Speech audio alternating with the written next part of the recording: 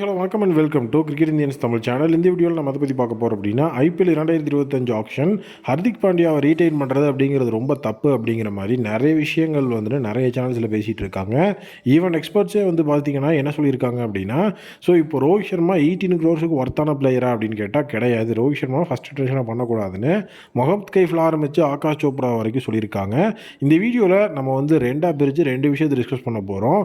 ஒன்று, இந்த இடத்துல வந்துட்டு ஹர்திக் பாண்டியாவை 18 crores அப்படிங்கிற சேலரியில் ரீடைன் பண்ணலாமா, அப்படி ரீடைன் பண்ணுறதுல என்னெல்லாம் பிரச்சனைகள் இருக்குது, ஏன் ஹர்திக் பாண்டியாவை அந்த இடத்துல வந்துட்டு 18 crores சேலரியில் ரீடைன் பண்ணணும் அப்படின்னு சொல்லி ஸோ இந்த இடத்துல வந்து ரெண்டு ப்ரிஸ்கிரிப்டிவாக இந்த வீடியோவை வந்து கொண்டு வந்திருக்கேன். ஸோ இதில் வந்து ப்ளஸ் அண்ட் மைனஸ் ரெண்டுமே வந்துட்டு நம்ம டிஸ்கஸ் பண்ணுவோம். அதுக்கப்புறம் டெசிஷன் என்னவாக இருக்கும் அப்படிங்கிறதையும் இந்த இடத்து வீடியோவிலேயே நம்ம வந்து ஒட்டுக்க முடிச்சு விட்ருவோம். ஸோ ஃபஸ்ட்டு வந்துட்டு நெகட்டிவ் ஷேட் அப்படின்னு பார்த்தீங்கன்னா, இப்போ வந்து கோச்சஸ் அப்படிங்கிற சைட்லேருந்து என்ன நியூஸ் வந்திருக்குன்னா, ஸோ ஹர்திக் பாண்டியாவை வந்துட்டு ஃபஸ்ட்டு ரிட்டன்ஷனாக பண்ணுறதுல கோச்சுக்கு என்ன ப்ராப்ளம் இருந்திருக்கு அப்படின்னா அவங்க வந்து அங்கே சொல்லியிருக்காங்கன்னா, இன்ஜுரி அப்படிங்கிறது ரொம்ப அதிகமாக இப்போது ஹர்திக் பாண்டியா சஃபர் ஆகிட்டுருக்காரு. ஓடிஐ வேர்ல்டு கப்பில் இருந்து ஸோ அந்த இடத்துல வந்து பார்த்திங்கன்னா ஹர்திக் பாண்டியாவோட ஃபிட்னஸ் ஸோ அதுலேருந்து பெரிய லெவலில் பாதிச்சாலும் அதுக்கு முன்னாடியிலேருந்தே ஹர்திக் பாண்டியாவுக்கு இன்ஜுரி ப்ராப்ளம் அப்படிங்கிறது ரெகுலர் இன்டர்வலில் வந்துட்டுருக்கு. ஸோ அதே நேரம் இப்போ T20 வேர்ல்டு கப் முடிஞ்சதுக்கப்புறமா ஹர்திக் பாண்டியா எத்தனை இன்டர்நேஷ்னல் மேட்சஸ் விளையாடி இருக்கிறாரு அப்படிங்கிறத கணக்கெடுத்து பார்க்கணும். அப்பையும் அவர் வந்துட்டு ரெட் பால் ப்ராக்டிஸ் அப்படிங்கிறதுக்குள்ளே வந்து டெஸ்ட்டு கம்பேக் கொடுக்கறதுக்கு ப்ராக்டிஸ் செஷனில் தான் இருந்திருக்காரு. ஸோ இந்தியா பங்களாதேஷ் மோதிர T20 சீரியஸ் அப்படிங்கிறத மெயின் ஃபேக்டராக இங்கே வைக்கணும் அப்படிங்கிற மாதிரி ஒரு விஷயத்தையும் அந்த இடத்துல வந்து அவங்க நினச்சிருக்காங்க. ஸோ அதுவும் இந்த இடத்துல எந்த அளவுக்கு வந்து பாசிபிலிட்டி இருக்குது அப்படிங்கிறதையும் அவங்க யோசிச்சிருக்காங்க. அதனால் ஃபஸ்ட்டு விஷயம் இந்த இடத்துல வந்து ஹர்திக் பாண்டியாவுக்கு ஒரு நெகட்டிவ் ஷேடாக இருக்கிறது அவரோட இன்ஜூரிக்கு அடுத்தது வந்து அவங்க வந்து பெரிய லெவலில் பார்க்குறது சேலரி கேப் அப்படிங்கிறது 18 crores அப்படிங்கிறது கொடுக்கறதுல எந்த பிரச்சனையும் கிடையாது. ஸோ அதாவது ஒரு பிளேயரோட லாயல்ட்டி அப்படிங்கிறது கண்டிப்பாக டெஸ்ட் செய்யப்படும் ஒவ்வொரு மெகா ஆக்ஷன் இல்லை ஆக்ஷனுக்கு முன்னாடியும். ஸோ அதுவும் எஸ்பெஷலி ஹர்திக் பாண்டியாவை பொறுத்த வரைக்கும் குஜராத் டைட்டன்ஸ் அப்படின்னு சொல்லி ஒரு சாம்பியன் டீமை உருவாக்கி ஸோ ஒரு அந்த டீமுக்கெல்லாம் வந்து ஒரு மிகப்பெரிய ஆசானாக இருந்தவர் தான் ஹர்திக் பாண்டியா. பட் இங்கே வந்து அவங்களுக்கு சேலரி அதிகமாக கொடுக்குறோம் அப்படின்னு சொல்லி சொன்ன உடனேவே ஸோ இந்த இடத்துல வந்துட்டு அவருடைய சாம்பியன் டீம் அதாவது அவர் உருவாக்கி ஆசானாக இருந்த அந்த ஒரு டீம் அண்ட் ஃபேமை விட்டுட்டு மும்பை இந்தியன்ஸுக்கு வந்தார். ஸோ இங்கிருந்து எப்போ வேணாலும் வந்து அவர் வந்து வேற ஒரு ஹை சேலரி பேக்கேஜ் வந்ததுன்னா கிளம்பிடுவார். ஸோ அதுக்கு என்ன கேரண்டி கொடுக்க முடியும் அப்படிங்கிற விஷயத்தையும் அந்த இடத்துல மேனேஜ்மெண்ட் கிட்ட வந்து கேட்டிருக்காங்க. ஸோ நெக்ஸ்ட்டு அந்த இடத்துல வந்து அந்த 18 crores சேலரிக்கு வந்துட்டு ஒர்த்தே கிடையாது அப்படிங்கிற மாதிரியும் நிறைய பேர் சொல்லியிருக்கிறாங்க. இது எக்ஸ்போர்ட்ஸ் கிட்ட இருந்து வந்த கருத்து. இது எனக்கு ரொம்ப ஷாக்கிங்காக இருந்தது. ஏன்னா ஹர்திக் பாண்டியாவை பொறுத்த வரைக்கும் அந்த இன்ஜுரி ப்ராப்ளம் இருந்தது அப்படிங்கிறத டெக்னிக்கலி சொல்கிறாங்க, அதை நான் ஒத்துக்கிறேன். அடுத்து சும்மா இந்த 18 crores அப்படிங்கிறத தாண்டி 20 கோடி ரூபா கொடுத்தா வேறு ஃப்ரான்ச்சைஸுக்கு போயிடுவார் அப்படிங்கிறதெல்லாம் சும்மா சப்பக்கட்டு கட்டுறது, அதெல்லாம் நான் ஒத்துக்கவே மாட்டேன். ஏன்னா வந்து ஹர்திக் பாண்டியாவோட ட்ரேட் மூவ் அப்படிங்கிறது ஓடிஐ வேர்ல்டு கப் டைம்லேயே வந்துட்டு அந்த இடத்துல வந்து கன்ஃபார்ம் ஆயிடுச்சு. ஸோ அதே நேரம் வந்து இன்னொரு முக்கியமான விஷயம் என்னென்னா, அவர் மும்பை இந்தியன்ஸில் ஆல்ரெடி இருந்ததுனாலையும் மும்பை இந்தியன்ஸோட ஓனர்ஸோட அந்த இடத்துல டச் அப்படிங்கிறது இருந்ததுனாலையும் தான் இந்த ட்ரேடே நடந்தது. அப்படி இல்லை அப்படின்னா கண்டிப்பாக ஹர்திக் பாண்டியா வேறு எந்த டீமுக்கோ போயிருக்க மாட்டார். சும்மா சிஎஸ்கே கூப்பிட்றாங்க, ஆர்சிபி கூப்பிட்றாங்கன்னா ஒரு பிளேயர் டக்குன்னு அப்படி ஒரு டீமை விட்டுட்டு போக மாட்டாங்க. ஸோ அவர் வீடியோலேயே சொல்லியிருப்பார் மும்பை இந்தியன்ஸில் ஜாயின் பண்ணதுக்கப்புறமா.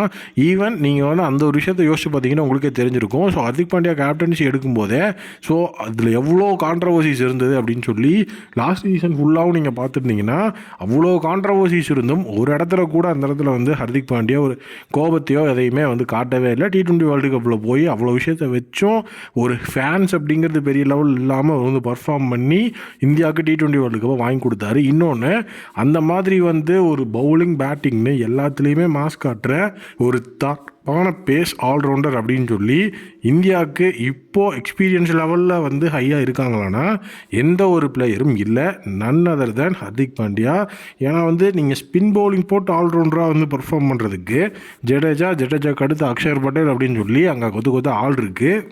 பட் ஹர்திக் பாண்டியாவுக்கு அந்த இடத்துல வந்துட்டு ஆள் இருக்கா அப்படின்னா கண்டிப்பாக கிடையாது. ஈவன் அவரோட டிஃபிகல்ட்டான சுச்சுவேஷன்ஸில் அவரோட ஃபேன் கூட அவர்கிட்ட இல்லை அப்படிங்கிறதெல்லாம் ஒரு மிகப்பெரிய லெவலில் வந்து ஒரு ஹைப் அப்படிங்கிற லெவலில் வந்து போயிட்டு இருந்தது.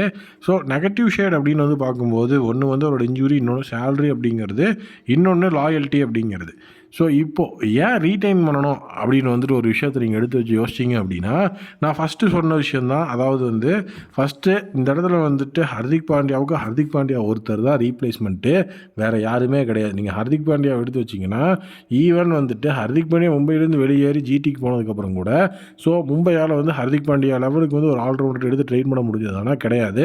நீங்கள் வெர்லவுட் என்ற லெவலுக்கு கூட மும்பை இந்தியன்ஸில் ஹர்திக் பாண்டியா போனதுக்கப்புறம் இந்த ஒரு ஆல்ரவுண்டர் வந்து வேறு லெவலில் ராஜாங்கமாக இருந்துட்டு போனாயா அப்படின்னா யாரையுமே சொல்ல முடியாது. ஈவன் எம்ஐ ஐபிஎல் 2025ல் ரிட்டன்ஷன்ஸில் கூட எந்த ஒரு ஆல்ரவுண்டரையும் வைக்கக்கூடிய லெவலுக்கு ஆல்ரவுண்ட் பிட் அப்படிங்கிறதும் பெருசாக அவங்களால பண்ணவும் முடியல. ஏன்னா ஹர்திக் பாண்டியா மும்பையிலேருந்து ஏற்படுத்திட்டு போன இம்பாக்ட் அந்த மாதிரி. அடுத்தது நெக்ஸ்ட் விஷயம் வந்துட்டு என்ன அப்படின்னா, ஸோ இப்போ அந்த இடத்துல ரீப்ளேஸ்மெண்ட்டுக்கு ஆள் இல்லை அப்படிங்கிறது ஒரு விஷயம். 18 crores ஒரு ஒர்த்தா அப்படிங்கிறத நீங்கள் எடுத்து வச்சு பார்த்தீங்கன்னா, ஸோ கண்டிப்பாக ஒர்த்து. இது வந்து உங்களுக்கு எப்போ புரியும் அப்படின்னா, எப்போது நீங்கள் வந்துட்டு ஹர்திக் பாண்டியாவை ஆக்ஷனுக்கு ரிலீஸ் பண்ணிவிட்டு, ஸோ நீங்கள் அந்த இடத்துல வந்து ஆக்ஷன் டேபிளில் உட்காந்து ஹர்திக் பாண்டியா ஆக்ஷன் ஆகிறத பார்க்குறீங்களோ, ஸோ அப்போ தான் புரியும். ஏன்னா நான் முதல்ல சொன்ன மாதிரி ஹர்திக் பாண்டியாவுக்கு ரீப்ளேஸ்மெண்ட் அவரே தான்.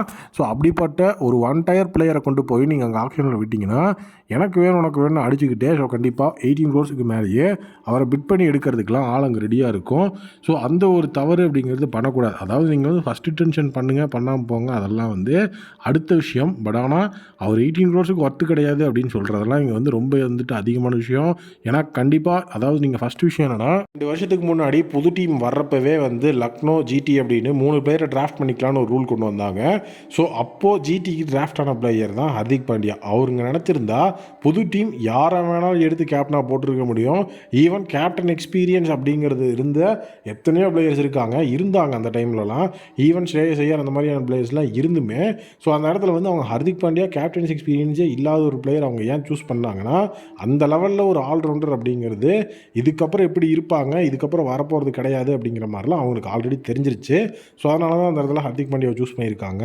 ஸோ ஹர்திக் பாண்டியாவோட கேலிபர் என்ன அப்படிங்கிறது அவங்களுக்கு அப்போவே தெரிஞ்சிருக்கு. பட் ஆனால் வந்துட்டு இப்போ இருக்கிறவங்களுக்கு தான் அந்த ஒரு விஷயம் அப்படிங்கிறது ரொம்ப லேட்டாக புரிஞ்சிருக்கு.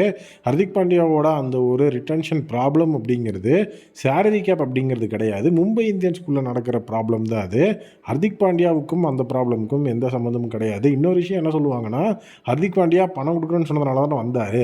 அப்போ ஹர்திக் பாண்டியா மணி மைண்டடான ஒரு பிளேயர் தானே. அது கூட தெரியாமல் நீங்கள் ஏன் ப்ரோ ஹர்திக் பாண்டியாவுக்கு சப்போர்ட் பண்ணுறீங்கன்னு நிறைய பேர் கேட்கலாம். ஸோ அதாவது ஹர்திக் பாண்டியா இந்த ஒரு ரீசனுக்காகவே வந்து பார்த்தீங்கன்னா, ஹர்திக் பாண்டியாவை ஃபஸ்ட்டு டென்ஷனாக பண்ணாமல் யாரை வேணாலும் செகண்டரி டென்ஷனாக கூட நீங்கள் பண்ணிக்கோங்க. யாரை வேணாலும் ஃபஸ்ட்டு டென்ஷனாக பண்ணிட்டு ஹர்திக் பாண்டியாவை நீங்கள் டவுன் ஸ்லாட் அப்படிங்கிறது பண்ணிட்டீங்கன்னா, ஸோ இப்போ அவங்க எல்லாத்துக்கும் வந்து நம்ம ஒரு மிகப்பெரிய லெவலில் வந்து பதில் கொடுத்துடலாம்.